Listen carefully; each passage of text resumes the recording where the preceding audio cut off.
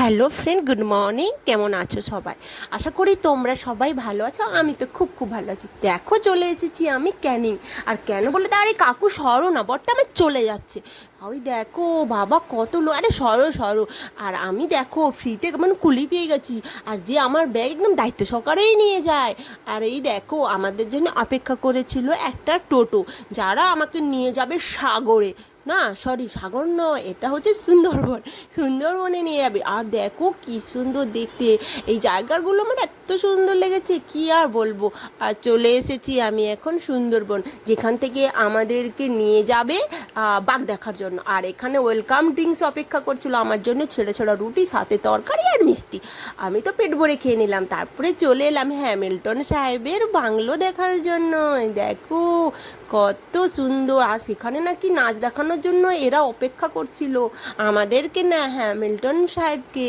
ওকে নাকি নাচ দেখাতো। ওয়াও ওয়াও, কি সুন্দর, বাপরে বাপ।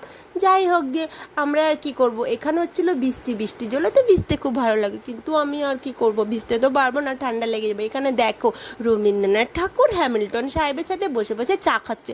যাক গে, তোমরা চা খাও, আমাকে তো আর ডাকলে না, কি আর করব, নিজেরা চা খেয়ে নিচ্ছে। খাও খাও। আর এখানটায় দেখো আমার শিয়াল মামাও ছিল। ও বলছিল দেখো দেখো, আমাকে দেখছো না তো, ঠিক আছে আমি কিন্তু আড়ি করে দেবো। আর দেখো রবীন্দ্রনাথ ঠাকুর আর হ্যামিল্টন সাহেব কত ভালো বন্ধু ছিল। অত ভালো বন্ধু আমার কেউ নেই।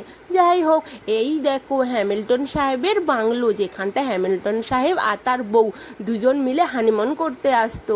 আহারে কি সুন্দর, ভিতরটা কি না সুন্দর। আর জানো তো বন্ধুরা, এই যে তুমি বাংলোটা দেখছো, এটা কিন্তু পুরোটাই কাঠের বানানো, হ্যাঁ, কোনো ইট পাথর বালি দিয়ে নয়। এই দেখো ভিতরে কিছু আছে কিনা আমি দেখার চেষ্টা করছিলাম, কিন্তু দেখলাম কিচ্ছু পেলাম না। ভিতরে তো অন্ধকার ছিল, সাপ ব্যাঙ কচু কী ছিল কে জানে।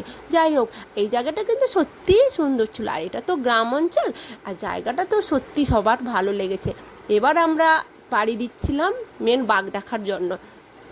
কিন্তু বাঘ দেখলে তো হবে না, এবার তো আমাদের খেতে হবে, তাই না? দেখো সাদা ভাত, সাথে ইলিশ মাছের তেল আর ইলিশ মাছ ভাজা। কিন্তু ইলিশ মাছটা খুবই বড় ছিল, আমার অতটা ভালো লাগছিল না খেতে। তাই জন্য আমি বড় মাছটা দিয়ে ছোটো মাছটা দিয়ে দিলাম, বড় মাছটা নিয়ে। আর সত্যি কথা দেখো, এই এই যে আমাদের ইলিশ মাছের মাথা দিয়ে কচু শাক খেতে খেতে দেখি, ও মা গো, আমাদের গাড়ি নাকি টায়ার পাঞ্চার হয়ে গেছে। এবার কি করব, টায়ার পাঞ্চার হয়ে গেলে তো যেতে পারবো না। আর এখানে বাঘ এসে তো খপাত করে খেয়ে গপাত করে নিয়ে চলে যাবে। হায় হায় রে, কী হবে? এ মা, একে ঠেলবে নাকি? ঠেললেই যাবে, ও বাবা। যাই হোক, এরপরে চলে এলাম আমরা বিশ্রাম করার জন্য। আর সত্যি কথা বলতে এই রুমগুলো ছিল অসম্ভব সুন্দর। সত্যি কথা বলতে বন্ধুরা, এত ভালো রুম আমি আগে কখনো দেখিনি। যাই হোক না, আমি তো কোথাও যাই না।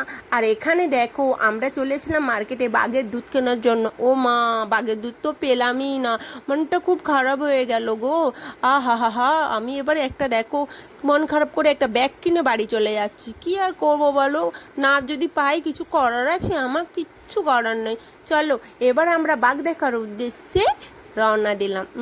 বাঘ দেখবো, বাঘ। আর দেখো এখানকার পরিবেশটা এত সুন্দর, আর সেটা ছিল বৃষ্টির ওয়েদার।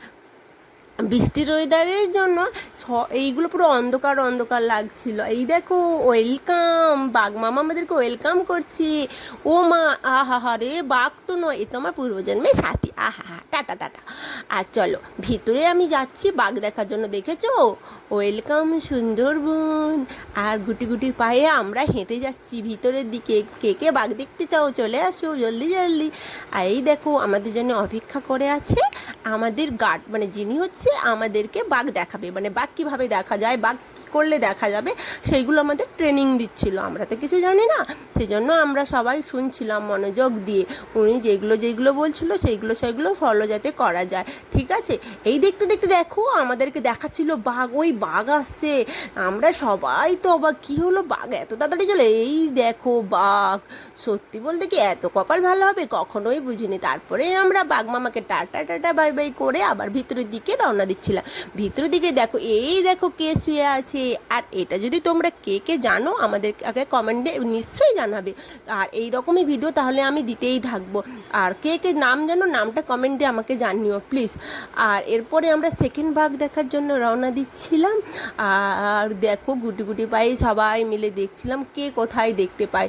ওই দেখো দেখতে পেয়ে গেছি, কিন্তু না এটা বাঘ নয়, এটা সুন্দরবনে কয়েকটা বিখ্যাত বিখ্যাত গাছ, সুন্দরী, গোরান, গেওয়ান, এগুলো যেগুলো হচ্ছে সত্যি কথা বলতে খুবই খুবই মানে সুন্দর ছিল। আর এটা ছিল আমাদের মেন জঙ্গল, যেখানটায় হচ্ছে আমরা গিয়েছিলাম মেন বাঘ দেখার জন্য, মানে মেন বাঘ যেখানে আমরা দেখতে পাবো সেই জায়গাটায় গিয়েছিলাম। এখানে সত্যিই আমি বাঘ দেখতে পেয়েছিলাম। আমরা এত কপালটা ভালো হবে কখনোই ভাবিনি যে আমরা বাঘ দেখতে পাবো, কিন্তু আমরা সত্যি বাঘ দেখতে পেয়েছিলাম। আমার ফোনটা এত ভালো নয় বলে আমি বাঘের ছবিটা তুলতে পারিনি। এই জায়গাটা মেন, এই জায়গাটাই আমরা কিন্তু বাঘ দেখতে পেয়েছিলাম। সত্যি বলতে কি আমি দেখাতে পারিনি, হয়তো তোমরা ভাবে মিথ্যে কথা বলছি, কিন্তু না সত্যি বাঘ দেখা গেছিলো।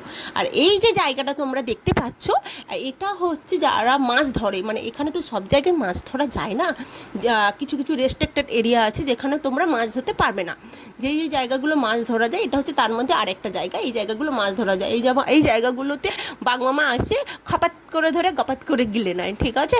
তাই জন্য মজার ছলে নিও না। সত্যি বলতে কি ওখানে খুব প্রচুর গরিব মানুষ আছে যারা এইভাবেই খায়। আর এটা হচ্ছে আমি দেখাচ্ছিলাম অ্যাকচুয়ালি সুন্দরবনের জায়গাগুলো কত সুন্দর। আমি তো উপরে থাকতাম না, বেশিরভাগ নিচেই বসে থাকতাম।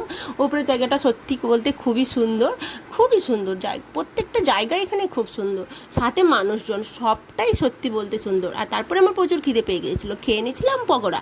কিসের পকোড়া কে জানি, কিন্তু খেতে হয় যাই খেয়ে নিয়েছিলাম। এটা হচ্ছে সুন্দরবনে একদম ভিতরের জায়গা, যেখানে হচ্ছে ফরেস্ট যে অফিসাররা থাকে ওইখানে থাকেন, এটা জায়গাটা পুরো ঘেরা থাকে। আর দেখো সব থেকে লাস্ট হচ্ছে সুন্দরবনের বিখ্যাত ঝুমুর নাচ। সত্যি বলতে এই সাগর পাড়ে আইসা আমার মাতাল মাতাল লাগে, সত্যি খুবই সুন্দর নাচটা হয়েছিল। আমার তো খুব ভালো লেগেছিলো, কারণ আমি এর আগে কখনো এই রকমের নাচ আমি দেখিনি। আমার সত্যি ভালো লেগেছিলো, জানি না তোমাদের ভালো লেগেছে কি না।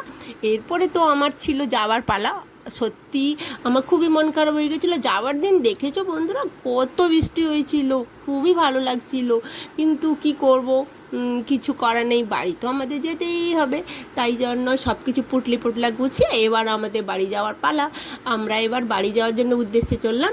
Tata bye bye. আর আমার পেজটা অবশ্যই ফলো করো তোমরা, সবাই ভালো থেকো। আর ভিডিও